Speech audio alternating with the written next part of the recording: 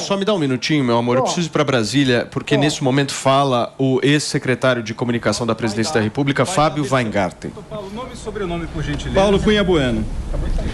Pois não. Bom, depoimento de hoje, ele se circunscreveu à questão da representação oferecida pelo Ministério Público Federal. Espera só um minuto, vamos interromper que o presidente está fora do carro. O presidente está fora do carro. O presidente está fora do carro.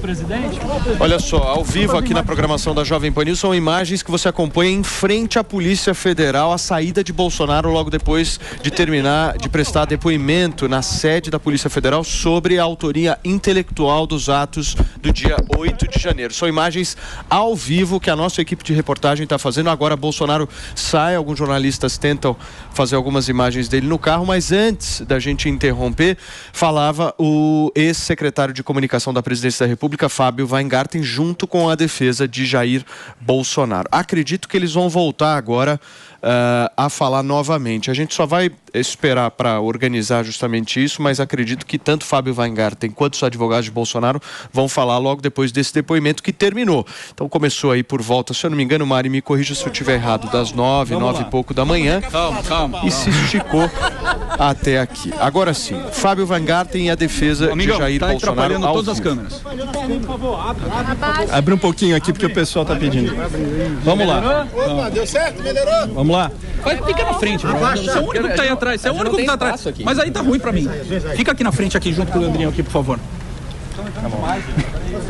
Fica aqui na frente, fica aqui na frente. Aqui no meio, não. Vamos lá. Obrigado. A imagem aqui é ao vivo, se ficar dificultando, atrapalha você poder. Pessoal, depoimento de hoje. Paulo Cunha Bueno. Depoimento de hoje veio em resposta à convocação do Supremo Tribunal Federal nos autos de uma representação feita pelo Ministério Público Federal que visava apurar uma postagem feita pelo ex-presidente Bolsonaro no dia 10 de janeiro a respeito de um vídeo produzido por um procurador do estado de Mato Grosso, onde ele coloca a questão de urnas em relação ao princípio da publicidade. Este vídeo, ele foi postado na página do presidente no Facebook, quando ele tentava transmiti-lo para o seu arquivo de WhatsApp para assistir posteriormente. Por acaso, justamente neste período, o presidente estava internado num hospital em Orlando. Justamente no período entre o dia 8 e o dia 10, ele teve uma crise de obstrução intestinal. Isso está documentado. Foi submetido a tratamento com morfina, ficou hospitalizado e só recebeu alta na tarde do dia 10. Essa postagem foi feita de forma equivocada, tanto que pouco tempo depois, 2 ou 3 horas depois, ele foi advertido e imediatamente retirou essa postagem. Observe, inclusive, que essa postagem foi feita na sua rede social de menor importância, né? Apenas no Facebook, que é uma rede que ele pouco utiliza hoje em dia e não foi colocado nas demais redes. Realmente aquilo ali foi um equívoco na hora de salvar o arquivo para posteriormente poder visualizá-lo e assisti-lo integralmente. Mas ele demorou 2 horas para perceber o erro? Não foi ele que percebeu, na verdade foi o pessoal de equipe dele. Sequer sabia. Ele não percebeu que havia postado no Facebook. Foi ele que postou. Todos os metadados da plataforma estarão à disposição dos delegados da Polícia Federal. O presidente começa a ter sintomas na linha cronológica para explicar a vocês. Começa a ter um desconforto abdominal na noite do 8, no próprio fatídico 8, quando na noite do 8 o presidente faz um tweet forte repudiando os fatos que aconteceram aqui em Brasília. Então, dentro da linha cronológica, o presidente começa a passar mal, faz um tweet repudiando o que aconteceu na noite do 8 de janeiro. O presidente vira à noite passando mal, o presidente liga ao seu médico e o médico o orienta a dar entrada no hospital de Celebration. O presidente é medicado, o presidente fica em observação no dia 9 inteiro e tem alta no dia 10 após o almoço. Referida postagem, objeto do depoimento de hoje, acontece poucos momentos após a saída dele do hospital, altamente debilitado, altamente medicado, e a mecânica de postagem na plataforma do Facebook se dá com meros 2 cliques no ícone, no botão compartilhar. A gente juntou ao depoimento o vídeo ilustrativo de como se dá referida postagem. Secretário, então o presidente estava sob efeito de remédios e fez a postagem sem querer, isso foi o que ele alegou à Polícia Federal? Exatamente isso, quando alertado, quando tomou conhecimento da postagem, respondendo aqui ao nosso colega, sequer o presidente havia percebido que havia se postado referido conteúdo. Assim que alertado, apagou o vídeo. O presidente foi questionado sobre a relação com o ex-ministro Anderson Torres e outros senadores. Não era objeto da representação do Ministério Público. A resposta do presidente se limitou à questão desta postagem, mas se coloca à disposição para qualquer momento, se colocou para retornar e esclarecer quaisquer outros pontos. Mas houve perguntas sobre Não. Não. O presidente não concordou com o teor da postagem? Ele disse que não concordava? Em nenhum momento o presidente Bolsonaro fez qualquer juízo de valor quanto ao conteúdo do vídeo. E o presidente reiterou no depoimento de hoje, recriminou todo e qualquer ato antidemocrático, todo e qualquer ato que visa gerar instabilidade na ordem democrática, e isso está consignado no depoimento de hoje. O ex-presidente ficou em silêncio em algum momento? Ele ficou em silêncio em algum momento? Não. O ex-presidente, em diversos momentos, ele falava para as pessoas, os apoiadores na época, que ele esperava o norte da população. De alguma forma, indiretamente, ele incitava que as pessoas desconfiassem do resultado das urnas. Ele mesmo fez uma reunião com embaixadores. E sobre essa desconfiança que o ex-presidente sempre lançou, foi questionado? Qual é a versão dele? Sobre esse fato, deu esse assunto por encerrado no momento em que o ex-presidente Daniel Tesser, advogado, defesa, o ex-presidente ele consignou que é uma página virada às eleições de 2022. A partir do momento da derrota, ele fez uma transição e no dia 30 de dezembro ele deixou o país para as férias, que ele não tirava 4 anos. Então ele respondeu todas as perguntas? Respondeu as perguntas que foram formuladas referente ao objeto do inquérito. A PF fez algum questionamento sobre o presidente ser possivelmente o autor intelectual dos ataques de 8 de janeiro? Porque isso é falado no inquérito do Supremo. Dos ataques da onde? Dos ataques do 8 de janeiro. De ele ser possivelmente o mentor intelectual do que aconteceu. Ele repudiou os ataques. Ele postou no próprio dia 8, às 9 horas da noite, na sua página no Twitter, uma declaração de repúdio aos ataques, que ele ratificou no depoimento de hoje, inclusive. Houve questionamento sobre isso, a PF? Não. Ele, em algum momento, ele falou que ele continuava... Ele, em algum momento, manifestou que ainda... Vocês estão nos acompanhando ao vivo aqui na Jovem Pan nesta quarta-feira. Nesse momento, fala Fábio Weingarten, secretário de comunicação do ex-presidente Jair Bolsonaro, e a defesa logo depois de Bolsonaro terminar o depoimento na sede da polícia. Toda e qualquer disponibilidade para voltar aqui à PF quantas vezes for necessário. Presidente fez questão de consignar o depoimento de hoje. As eleições de 2022 são páginas viradas para ele. Isso está 2 vezes no depoimento de hoje. O presidente reiterou, condenou a condenação dos atos ocorridos aqui em Brasília no 8 de janeiro. Reiterou a condenação. Em relação à minuta encontrada na casa do Anderson Torres, houve alguma pergunta em relação a isso? E qual foi a resposta do ex-presidente? Não era o objeto da questão, e se questionado, se intimado, se convocado a prestar novos depoimentos, a defesa, bem como o presidente. Mas não houve essa pergunta? Não houve. Em relação ao caso das joias, o presidente, qual é a versão do presidente?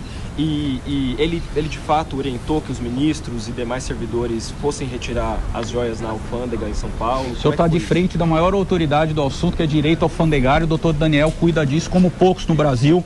Vai fazer a linha do tempo dos dois presentes. Vamos deixar muito claro, eu vou fazer apenas o preâmbulo.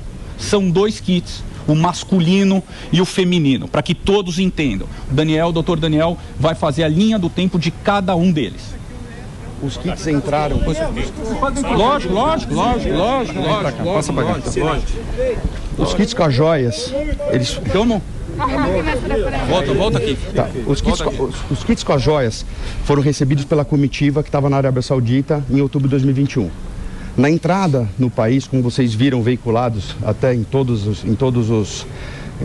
as redes, em rede nacional, em todos os veículos, a entrada, quando da entrada, deixaram o tenente Soeiro com o que seria o kit feminino, que até então eles não sabiam o que eram.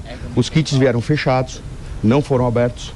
Um o almirante Bento, que era então ministro de Relações Exteriores, de Minas e Energia, ele colocou um kit na mala dele, na mala de mão dele, e os outros kits que tem outros presentes como café, perfume, tâmaras, outras coisas que foram presenteadas. No momento em que a comitiva estava deixando, que eles foram abordados pelo emissário do príncipe, no momento que eles estavam deixando o hotel, tá? Quando o soeiro chegou, o que estava com o soeiro foi retido. Por questão de alimento, Anvisa, mapa, você não pode entrar com alimentos no país, e o kit feminino ali estava. Quando abriu o kit feminino e o Bento volta, ele vê ali a questão e naquele momento ele acha que é alguma coisa, inclusive na época que ele cita ali para a primeira-dama, que não era, porque era um presente para a presidência, né? Aquele kit é apreendido em outubro de 21 e o masculino é liberado. Na verdade, segue caminho junto com o Bento. O que acontece? Aí tem uma linha temporal importante, porque todo presente que chega, via protocolo, quem recebeu da comitiva tem que mandar para o GADH, o GADH faz a classificação do produto. Gabinete Adjunto de Documentação Histórica. Que separa se personalíssimo, como os depoimentos que vocês já devem ter lidos pelos funcionários que são funcionários de carreira, não são nomeados pelo presidente, e o presidente não tem nenhuma ingerência sobre eles. Eles declararam nos depoimentos que, por ser personalíssimo, independente do valor, porque como não há valor na lei, eles colocaram como acervo privado de interesse público. Importante destacar isso, porque é de interesse público, tá? As joias femininas, elas ficaram retidas, tiveram, no dia seguinte à retenção das joias, um dos assistentes do ministro Bento mandou um ofício para a Receita Federal perguntando como que deveria ser feito o procedimento para regularizar, explicando que era uma comitiva e ali sim poderia ser regularizado. Na volta do ofício, em que a Receita Federal se colocou com presteza, explicou como deveria fazer, inclusive colocou dois auditores fiscais de exposição para explicar e receber e passar as informações como deveria ser feita a regularização, simplesmente o gabinete do MME se quedou inerte, né? Então, não só quanto ao kit feminino que ali estava retido, mas quanto ao kit masculino que tinha recebido. Tanto é que só chegou no GADH esse kit masculino, que cria inclusive uma discussão ali, um equívoco da ajudância em dezembro de 22. Então nem o presidente, nem a ajudância, ninguém ligado ao gabinete da presidência sabia do presente do kit masculino. Muito importante isso. Nem a primeira-dama,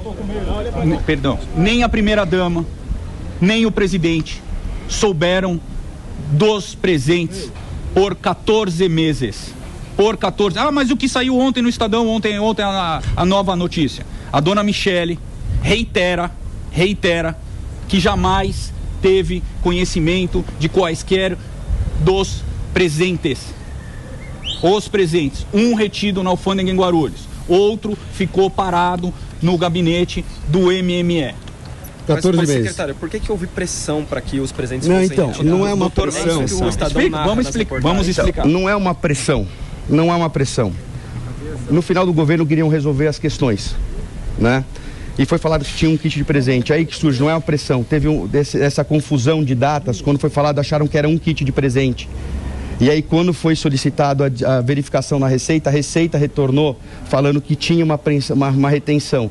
Quando a ajudância vai perguntar para o GADH fala, não, o kit está aqui, porque se acreditava que era só um kit, que já estava, que chegou com atraso, mas que foi classificado, catalogado e foi para o acervo privado de interesse público, né?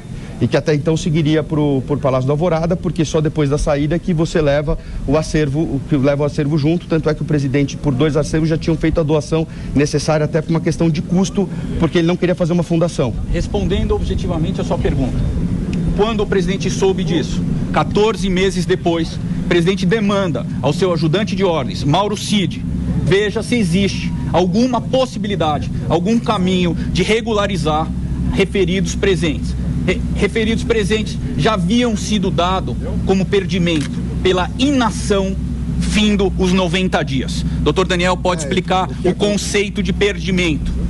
O que acontece é o seguinte: depois que ficou inerte, segundo ofício, em que a Receita se colocou à disposição, explicou o procedimento, ela é obrigada a fazer um auto de infração por inércia, que chama abandono de carga. Se a mercadoria ficou lá, eles comunicaram naquele momento que era, a Receita até aguardou um pouco mais para poder fazer o procedimento, só que por uma questão óbvia e legal, ela é obrigada a dar o perdimento depois de passado um prazo. Passado o prazo, foi feito um auto de infração de perdimento de bens, em que se coloca abandono de mercadorias, ou seja, a mercadoria chegou e ninguém tomou nenhuma atitude e está nesse interregno desses 14 meses, tá? E aí o SOERO é intimado, porque você não tem como fazer o auto de infração sem ser pelo CPF do passageiro. O passageiro que ali adentrou era o SOERO que participava da comitiva. Nesse momento, o SOERO recebe o auto de infração, ele tem 20 dias para fazer uma coisa simples, informar que ele tem interesse na carga e fazer o procedimento que a Receita gostaria que fosse feita, que é protocolar, já que não teria tributação de toda forma, já que é um presente para a presidência da República. Mas então a culpa é do bem? Não, a gente A gente não está colocando culpar ninguém. Nós estamos só apontando os fatos. Vocês perguntando, estou respondendo sobre os fatos. Não cabe determinar, reafirmar. E aí, nesse ponto, como ninguém fez nenhuma defesa e não chegou também nem ajudância, nem ninguém do gabinete da presidência, a questão... Pode abaixar um pouco? Estão pedindo. Não chegou a informação? Aí eu não faço. Aí correu a revelia. Entendeu? Então é o seguinte, é como se a gente chama de correr em albis, correu em branco. Ninguém apresentou impugnação, ninguém apresentou nada. Então a mercadoria foi a perdimento e passando a perdimento, a mercadoria passa a ser um bem público. E passando a ser bem público, o que foi orientado para a ajudância é fazer uma incorporação de bens apreendidos que é permitido por lei. Foi só isso. E uma última questão, como é que foi parar na fazenda do ex-piloto Nelson Piquet? Porque tem isso também numa reportagem recente do Estadão, de que parte dos presentes foram lá destinados, ficaram lá... Parte não, todos. O acervo do presidente se encontra armazenado temporariamente na fazenda do Nelson Piquet. Por quê? Porque o presidente decidiu, quando o fim do mandato, muitas coisas a serem resolvidas, o presidente não tinha nem casa, não havia decidido nem a casa onde ele ia morar, e haviam itens, quantos centímetros cúbicos de 195 metros cúbicos. Assim, é muita coisa, são 4.000 camisas de futebol, inúmeras, presentes variados, que exigem um espaço bastante grande. Então, logo, a ajudância se estruture de forma mais ordenada, será remetido para um outro lugar, tão seguro quanto, com o armazenamento adequado, a temperatura adequada, toda a logística propícia. Respondendo ao seu ponto de inúmeras tentativas de retirada ou não retirada, o presidente demanda uma única vez ao seu ajudante de ordens, a fim de regularizar potencial mercadoria, a fim de evitar um vexame internacional. Um presente de chefe de Estado dado ao governo brasileiro jamais poderia ir a leilão por inação de quem quer que seja. A primeira-dama vai prestar depoimento também, já que ontem teve não foi intimada, não tem intimação, não tem previsão e a gente não vê motivo para que ela seja intimada, até porque o fato que foi colocado, foi ventilado ontem na imprensa, ela não é um fato controvertido. Aquele kit masculino esteve na posse do presidente e, por iniciativa da defesa junto ao TCU, foi lá depositado. Então, assim, é incontroverso que estiveram na posse disso. Isso nunca foi um ponto controvertido. De forma uníssona, todos os depoimentos de todos os ouvidos que a defesa teve acesso convergem, sem exceção, a que nem o presidente, nem a primeira-dama souberam por 14 meses da existência desses presentes, quer seja o masculino, quer seja o feminino. Doutor Paulo, queria voltar para o inquérito. Calma, Isabela. Pois não. Pois não. Você pode ficar só um pouquinho. Para vocês que nos acompanham nesta quarta-feira ao vivo aqui na Jovem Pan, nós estamos ouvindo a entrevista coletiva ao vivo logo depois do depoimento de Jair Bolsonaro na sede da Polícia Federal. Tanto a defesa quanto o ex-secretário de comunicação Fábio Weingarten nesse momento estão falando com a imprensa. Nem o presidente nem a primeira-dama estavam sequer presentes nessa agenda. Então tudo relativo ao presidente, a sua ajudância de ordens, se comportava e agia desta forma. Senhores, tem a expectativa de abertura hoje? Doutor Paulo, obrigado. Você está ao vivo? Aonde você está? O Globo está acompanhando. Tá. Eu queria voltar para o inquérito de hoje. Eu acompanhei por mensagens a primeira fala, o senhor argumentando que o presidente apagou Nesse momento, as perguntas, tanto a Fábio Weingarten quanto aos advogados de defesa de Bolsonaro, estão sendo focadas no tema das joias. Antes, eles falaram sobre o depoimento de hoje, que foi muito focado nos atos do dia 8 de janeiro, de uma publicação que o ex-presidente da República fez 2 dias depois do domingo tão marcado aí na história brasileira, em que ele diz que post, Lula foi eleito pelo TSE e pelo Supremo Tribunal em Federal. cima desse post, apagou logo na sequência. O presidente, quando saiu de férias, ele tratou a eleição como página virada. Então, em momento algum, você vai encontrar alguma declaração dele declinando que a eleição tenha sido fraudada. Em momento algum isso é falado. O presidente, Isabela, o presidente repudiou na noite do 8 todos os acontecimentos lamentáveis que aconteceram aqui em Brasília. Fim da eleição, o presidente virou a página política dele, o presidente, vocês se recordam, enfrentou um processo de erisipela severo, o presidente não recebeu pessoas no palácio, o presidente não articulou politicamente, o presidente se fechou e no 30 ele viajou para os Estados Unidos, onde permaneceu até o fim de março, se não me falha as datas. Então, Houve uma suspeita que a minha dúvida era o Carlos Bolsonaro. Não foi. Não foi o metadado do Meta, com perdão da repetição, indicará isso. Eu preciso ir, porque a gente tem avião. A Nacional abriu hoje, o Congresso deve abrir hoje uma CPMI para investigar os atos de 8 de janeiro. Há uma grande expectativa de o presidente Bolsonaro ser convocado em algum momento. Vamos esperar para ver o que vai acontecer. Vamos esperar para ver o que vai acontecer. Daniel Tesser e Paulo Amador. Muito bem. Queridos, nós acompanhamos aí ao longo de todo esse tempo a entrevista coletiva da defesa de Bolsonaro e também do secretário Fábio Weingarten, logo depois do depoimento de Jair Bolsonaro na sede da Polícia Federal. Eu vou